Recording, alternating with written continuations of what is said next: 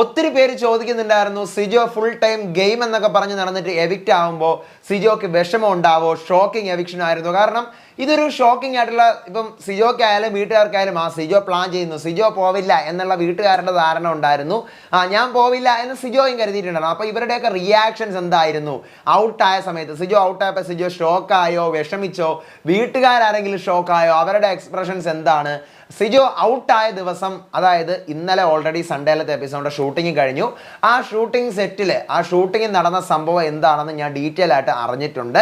അപ്പോൾ അത് നിങ്ങളോട് ഷെയർ ചെയ്യാനാണ് വന്നിരിക്കുന്നത്. ഫുൾ ഡീറ്റെയിൽസ് ഇന്ന് നമ്മൾ എപ്പിസോഡിൽ കാണാൻ പോകുന്ന ടാസ്കുകൾ, എന്തൊക്കെ കാര്യങ്ങളാണ് ലാലേട്ടൻ ചോദിക്കുന്നത്, സിജോയുടെ എവിക്ഷൻ, ആ സമയത്തുള്ള സിജോയുടെ സംഭവങ്ങൾ, സിജോ സ്റ്റേജിൽ വരുന്നത്, ആ കാര്യങ്ങളെല്ലാം അറിഞ്ഞിട്ടുണ്ട്. പറയാം. Welcome back to Ansif moonlight media. I'm Ansif. Video ആദ്യമായിട്ട് കാണുന്നവർ ചാനൽ സബ്സ്ക്രൈബ് ചെയ്യണം, ലൈക്ക് ചെയ്യണം, ഷെയർ ചെയ്യണം. നിങ്ങളുടെ അഭിപ്രായങ്ങൾ മസ്റ്റായിട്ട് താഴെ കമൻറ്റ് ചെയ്യണം. ഇതുപോലത്തെ എക്സ്ക്ലൂസീവ് ജെനുവിൻ ബിഗ് ബോസിൻ്റെ ഫാസ്റ്റ് അപ്ഡേറ്റ്സിന് അടുപ്പം തന്നെ നമ്മുടെ പേജ് മറക്കാതെ ഫോളോയും ചെയ്യണം. അപ്പോൾ ഇന്നലെ ഓൾറെഡി സൺഡേയിലത്തെ എപ്പിസോഡിൻ്റെ ഷൂട്ടിംഗ് കഴിഞ്ഞു.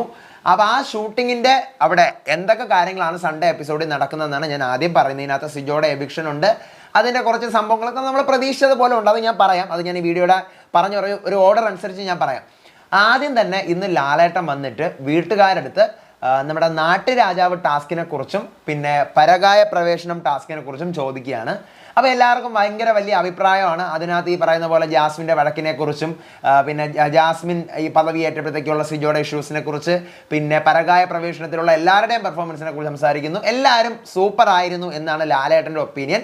പക്ഷെ അർജുൻ അതിലുപരി അടിപൊളി ആയിരുന്നു എന്നാണ് വീട്ടുകാർ മൊത്തം പറയുന്നത്. അർജുൻ സൂപ്പർ ആയിരുന്നു, അർജുൻ അടിപൊളിയായി എന്ന് പറയുന്നു. അങ്ങനെ അർജുന് സ്പെഷ്യൽ ഒരു ക്ലാപ്പൊക്കെ കൊടുത്ത് ലാലേട്ടൻ സൂപ്പറാണ്, പൊളിയാണ് എന്നെല്ലാം പറയുന്നുണ്ട്.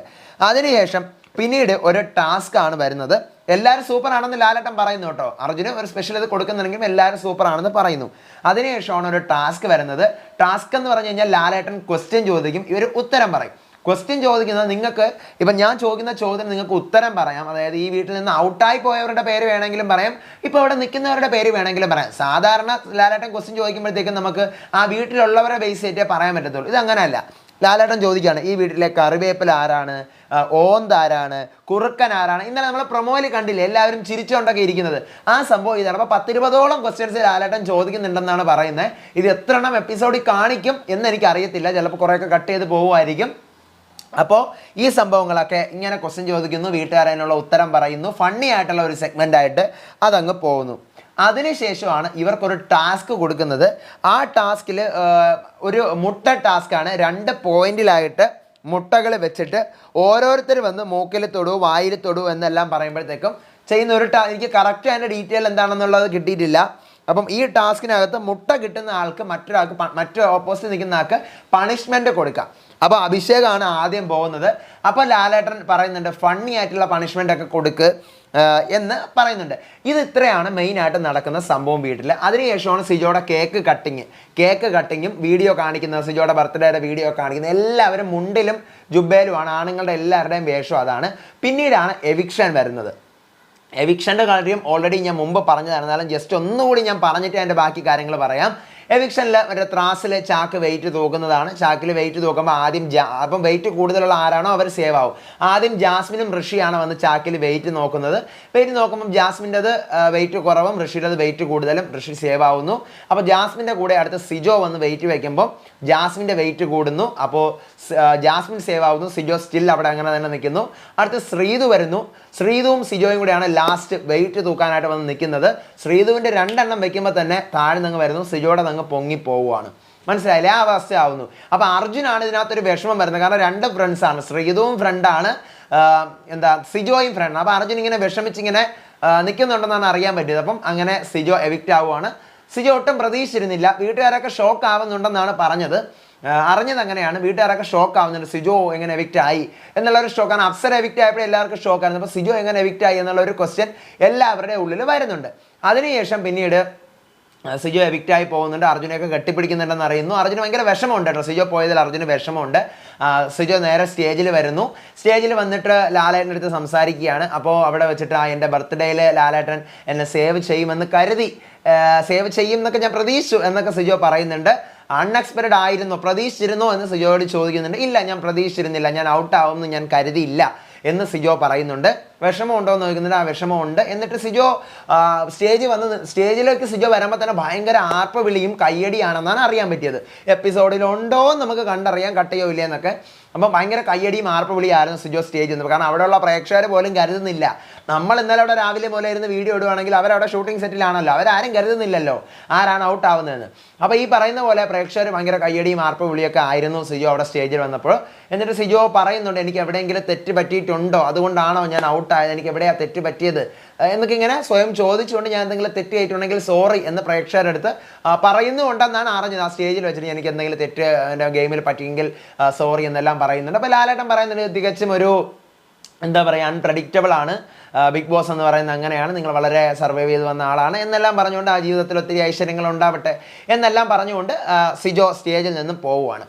പിന്നീട് അതിനുശേഷം ലാലേട്ടൻ വീണ്ടും കണ്ടസ്റ്റൻസുമായിട്ട് സ്ക്രീനിൽ ചേരുന്നുണ്ട്. അപ്പോഴേ അർജുൻ വിഷമിക്കുകയാണ്. അർജുൻ വിഷമിച്ചുള്ള ഒരു മൈൻഡിൽ നിൽക്കുകയാണ്, ഇത്തിരി വിഷമിച്ച് നിൽക്കുകയാണ്. അപ്പോൾ ലാലേട്ടൻ പറഞ്ഞിട്ട്, മോനെ വിഷമിക്കരുത്, ഇത് ഗെയിമാണ്, ഗെയിം ആകുമ്പോൾ ഇങ്ങനെയാണല്ലോ, ഓരോ ഓരോരുത്തർ പോയേ പറ്റത്തുള്ളൂ. ഈ പറയുന്ന പോലെ നമ്മളെ ഫ്രണ്ട്സ് ഉണ്ട്, ഒത്തിരി പേരുണ്ട്, പക്ഷേ ഈ പറയുന്ന പോലെ ഗെയിമാണ് എന്ന് ലാലേട്ടൻ അർജുനെ കാര്യം പറഞ്ഞ് മനസ്സിലാക്കുന്നു. അർജുന് വിഷമമുണ്ട്, നല്ല ഇത്തിരി വിഷമമുള്ളത് അർജുനാണ്. അപ്പം അതിനുശേഷം ലാലേട്ടൻ നമ്മുടെ വോട്ടിംഗ് ഒന്നും ഇന്ന് സ്റ്റാർട്ട് ചെയ്യത്തില്ല. ലാലേട്ടൻ പറയുന്നുണ്ട്, ആ ഫിനാലെ വീക്കാണ്, ഇനിയിപ്പം 7 ദിവസം കൂടി മാത്രമേ ബാക്കിയുള്ളൂ, അർഹതയുള്ളവർക്ക് നിങ്ങൾ വോട്ട് ചെയ്യുക, സൂക്ഷിച്ചും കണ്ടും വോട്ട് ചെയ്യുക, ഓരോരുത്തരെ നോക്കിയിട്ട് വോട്ട് ചെയ്യുക എന്ന് ലാലേട്ടൻ ഒന്നുകൂടി എടുത്തു പറഞ്ഞിട്ട് ഇന്നത്തെ എപ്പിസോഡ് വൈൻഡപ്പ് ചെയ്യുകയാണ്. ഇതാണ് ഇന്ന് നമ്മൾ ടി വിയിൽ കാണാൻ പോകുന്ന മെയിൻ എപ്പിസോഡിൽ നടക്കുന്ന സാധനങ്ങൾ ഇത്രയാണ്. ഇതാണ് അതിൻ്റെ ഔട്ട്ലൈൻ. ഇനി ഇതിനകത്ത് ഈ പറഞ്ഞ കണക്ക് കുറേ ഡയലോഗുകൾ വരും. അത് നമുക്ക് എപ്പിസോഡ് വരുമ്പോഴേ ഡീറ്റെയിൽ ആയിട്ട് കിട്ടത്തുള്ളൂ. ഞാൻ അറിഞ്ഞത് ഇത്രയും സംഭവങ്ങൾ അവിടെ നടന്നു പോകുന്നതാണ്. അപ്പോൾ ഈ സിജോയുടെ എവിക്ഷനിൽ സത്യം പറഞ്ഞാൽ വീട്ടുകാരൊന്ന് ഷോക്കായി, വീട്ടുകാർ ഫുൾ ഷോക്കായി. അർജുൻ വിഷമമുണ്ട്, സിജോ പ്രതീക്ഷിച്ചില്ല. പക്ഷേ ഈ പറയുന്ന പോലെ എന്താ, ഇതൊരു ഗെയിമാണ് അല്ലേ, അപ്പം നമുക്കൊന്നും പറയാൻ പറ്റത്തില്ല. ഇതൊരു ഗെയിമാണ്. അപ്പോൾ ഗെയിം ആകുമ്പോഴത്തേക്കും ഒരാൾ എവിക്റ്റായി പോയേ പറ്റത്തുള്ളൂ. അപ്പോൾ ഇതൊരു എന്നെ സംബന്ധിച്ചുള്ള പേഴ്സണലി എനിക്കൊരു അൺഫെയർ എവിക്ഷൻ ആയിട്ട് തോന്നി. കാരണം ഒരു സിജോ ഭയങ്കര വലിയ സംഭവമാണ്, ടോപ്പ് 1 ടോപ്പ് 2 എന്ന് എത്തേണ്ട ആളാണെന്നൊന്നും ഞാൻ പറയത്തില്ല. കാരണം സിജോ 30 ദിവസം ഈ വീട്ടിൽ നിന്ന് മാറി നിന്നപ്പം ഒത്തിരി മാറ്റം ഈ വീട്ടിൽ വന്നു. വളരെ പ്രധാനപ്പെട്ട ദിവസങ്ങളാണ് 20 മുതൽ 50 വരെയുള്ള ദിവസങ്ങൾ. അപ്പോൾ ഈ ദിവസത്തിനകത്ത് സിജോ മാറി നിന്നപ്പോൾ ഒത്തിരി കാര്യങ്ങൾ മാറി. അപ്പോൾ സിജോ വന്നിട്ടും ഈ പറയുന്ന പോലെ സിജോയ്ക്ക് കളിക്കാൻ പറ്റിയില്ല. അപ്പം അതൊക്കെ അവരുടേതായിട്ടുള്ള പേഴ്സണലായിട്ടുള്ള കാര്യങ്ങളാണ്. പക്ഷേ ഈ പറയുന്ന പോലെ ഒരു ടോപ്പ് 5 എങ്കിലും സിജോ അർഹിക്കുന്നുണ്ടായിരുന്നു. ഉറപ്പായിട്ടും എൻ്റെ ഒരു ഒപ്പീനിയൻ ടോപ്പ് 5 അർഹിക്കുന്നുണ്ടായിരുന്നു. കാരണം ഈ പറയുന്ന പോലെ അവിടെ ഇനി 1-2 പേര് കൂടി പോയിട്ടാണ് സിജോ പോയതെങ്കിലും ഓക്കെ, ഇറ്റ്സ് അൺഫെയർ അല്ല, ഇറ്റ്സ് ഫെയർ എവിക്ഷൻ എന്ന് നമുക്ക് പറയാമായിരുന്നു. പക്ഷേ ഈ പറഞ്ഞ പോലെ 1-2 പേര് ഇപ്പോഴും അവിടെ റിമെയിൻ സ്റ്റിൽ നിൽക്കുന്നുണ്ട്. എങ്ങനെയാണ് അവിടെ നിൽക്കുന്നതെന്ന് വെച്ചാൽ എനിക്കൊരു പിടിയില്ല. എവിടെ നിന്നൊക്കെ വോട്ട് വരുന്നു, അല്ലെങ്കിൽ ആരെങ്കിലും ഇതിൻ്റെ ഇടയ്ക്ക് നിന്ന് കളിക്കുന്നുണ്ടോ, ഒന്നും അതിനെക്കുറിച്ചൊന്നും അറിയത്തില്ല. എന്തായാലും വോട്ടിങ്ങിലൊന്നും നടക്കില്ല എന്ന് തന്നെയാണ് ഞാൻ ഇപ്പോഴും വിശ്വസിക്കുന്നത്. നമുക്ക് നോക്കാം, അടുത്ത പ്രൊമോ വരട്ടെ, അതിൻ്റെ വിശേഷമായിട്ട് വരാം. അടുത്ത എന്തെങ്കിലും അപ്ഡേറ്റ് ഉണ്ടെങ്കിൽ അതിൻ്റെ വീഡിയോ ആയിട്ട് വരാം. അപ്പോൾ അതുവരേക്കും ഇതുപോലത്തെ എക്സ്ക്ലൂസീവ് അപ്ഡേറ്റ്സിനായിട്ട് വീഡിയോ ഫോളോ ആയി. അടുത്ത വീഡിയോ ആയിട്ട് വരുന്നവരെ ഏവർക്കും ബൈ ആൻഡ് ടേക്ക് കെയർ.